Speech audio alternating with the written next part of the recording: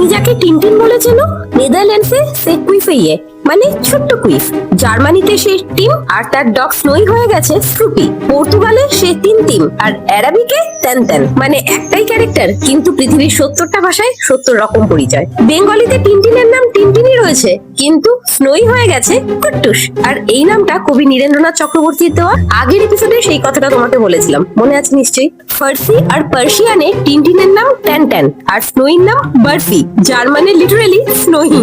এমনকি Esperanto ভাষায়ও Tintin translate হয়েছে, সেখানে তার নাম টিনচিও আর স্নোই হয়েছে মিলুও। আর জার্মানিতে টিনটিনের নাম টিম আর স্নোইর নাম স্ট্রুপি এতটাই আলাদা যে জার্মান রিডার্সরা অনেকেই জানতেন না এটা আসলে বেলজিয়ান টিনটিনের ট্রান্সলেশন। আর আফ্রিকানে টিনটিনের নাম কুইফি, স্নোইর নাম স্পোকি, আর ক্যাপ্টেন হ্যাডকের নাম সার্ডিন, আর ক্যালকুলাসের নাম ফসফাটাস। ক্যাপ্টেন হ্যাডক থেকে সার্ডিন, সত্যি বলছি এই ট্রান্সলেশনটা হার্জি নিজেও শুনলে হয়তো কাঁদতেন। তাহলে পরের বার টিনটিনকে পড়তে গিয়ে ভেবো তুমি যে টিনটিনকে চেনো সে আসলে 70 রকমের।